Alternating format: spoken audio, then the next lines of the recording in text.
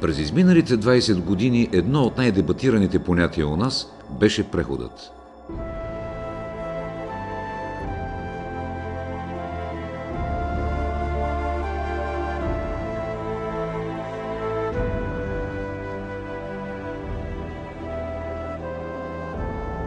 Самото споменаване на прехода довеждаше до отчаяние една част от българското общество и до сълзи на радост друга. Преходът беше възхваляван, беше обругаван. Преходът беше обявяван ту за започнал, ту за завършил, за демократичен, за европейски, за сбъркан и изобщо беше обвиняван за всичко, което се случи през тези 20 години. За мен преходът беше най-хубавото нещо, което бях виждал в България, защото доведе със себе си демокрацията. Но да започна от начало.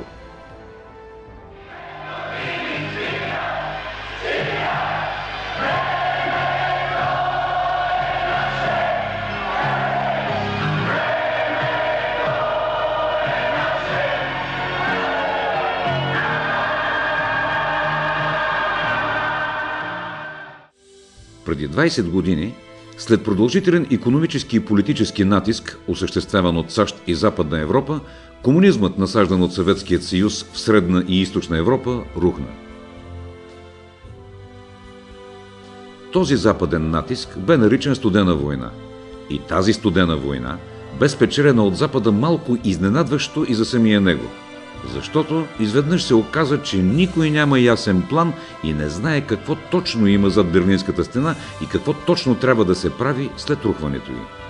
Особено изненадани от падането на комунизма бяха България и българският народ. Начело на България тогава беше Тодор Живков.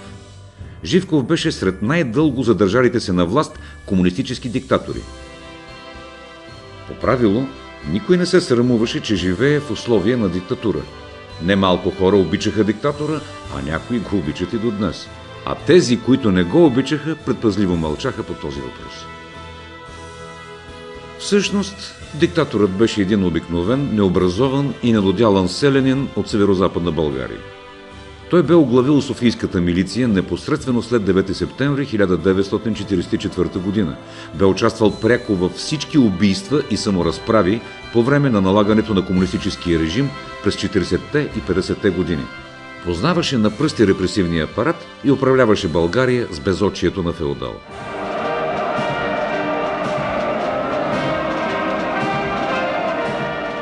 Самият Живков също бе изненадан от рухването на комунизма и особено след решението на най-близките му помощници в Комунистическата партия да го свалят от власт.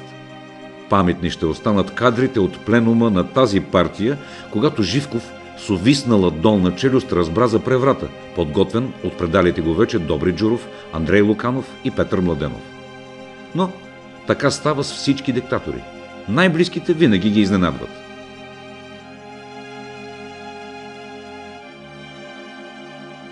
Справедливо е да се отбележи, че преходът започна след дворцов преврат, без какъвто и да е натиск от улицата или някаква дисидентска група.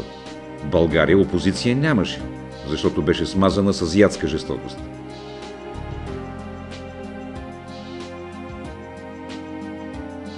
Може би тук трябва да се напомни, че българският народ е дал най-много жертви сред средноевропейските народи по време на налагането на комунистическия режим през 40-те години.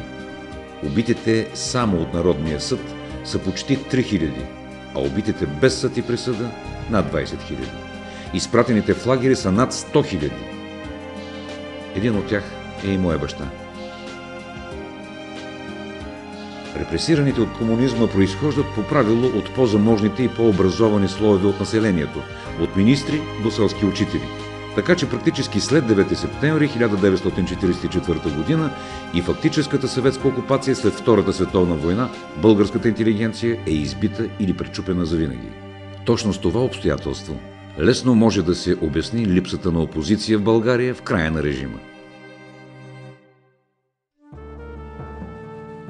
Но да се върнем на прехода и да го анализираме. Преходът може да се характеризира с 3 основни събития. Първо, комунистическата диктатура бе заменена с демокрация, което означава многопартийни избори, свободни медии, свободни университети, свободен избор на вероизповедание, местоживеене и така нататък. Второ, икономиката от напълно държавна и регулирана стана преобладаващо частна и пазарна. Трето, геополитическа преориентация на България от изток на запад или от Съветския съюз и Русия към Западна Европа и САЩ, защото те са носители на демокрацията и на пазарната икономика. Събитията в България се случиха точно в изброената последователност. В началото на 90-те години беше наложена демокрацията. Преживяхме първите свободни избори, падането на жителството и границите, първите партии. В края на 90-те години и началото на новия век практически бе приключено с реституцията на земята и градската собственост и бе извършена приватизацията на част от държавните предприятия в България. Тези два акта, съчетани със световния икономически възход, доведоха пазарната икономика в България и замогването на българите. Почти паралелно с икономическата реформа се движеше и геополитическата преориентация на България от изток към запад, чиято крайна цел бе приемането в НАТО и Европейския съюз. Повратна точка в този процес бе посещението на американския президент Бил Клинтън в София през 1999 година. Така, за по-малко от 20 години преход, България се превърна от съветски сателит в член на най-проспериращото и престижно световно семейство. С акта на приемането ни в Европейския съюз, практически всички задачи, стоящи пред България, бяха изпълнени и българският преход приключи. Съвсем друг е въпросът, че преходът остави горчевина у повечето българи, защото резултатите от него не им изглеждат достатъчно справедливи. Подобно разочарование може да бъде видяно във всички бивши социалистически страни, включително и в Източна Германия, където промяната към по-добре бе най-осезаема. Какво става днес? Днес сме свидетели на дългото българско униние. Еуфорията от площадните бдения е преминала. Оптимизмът от настъпващите промени също. Малцинство са онези, които са станали по-богати, имат собствен бизнес или добра административна кариера. Останалите не могат да се примирят, че не са на тяхно място и ги ненавиждат. Днес повечето българи не харесват успелите си сънародници и смятат, че успехът им се дължи на тайнствени връзки с ченгетата, с мафията, с политиците или на откровенна кражба. Това не е съвсем справедливо, защото могат да бъдат видени хиляди примери на хора, направили чудесни предприятия или постигнали сериозни други успехи. Този тип мислене е проблем за нашия народ, защото убива вярата във възможния успех. И така, българският преход не беше лек. Част от българския народ буквално го изгладува. Една от причините за това беше нежеланието за реформи на самия народ.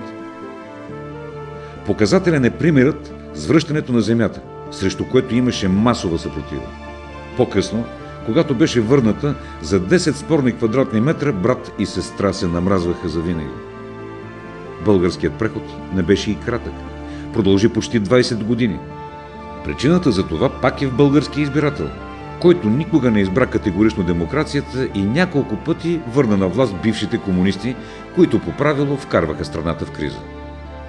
Днес, с известна доза предпазливост, можем да кажем, че преходът, макар и трудно, приключи практически успешно и цивилизовано, без насилието, характерно за нашите географски ширини.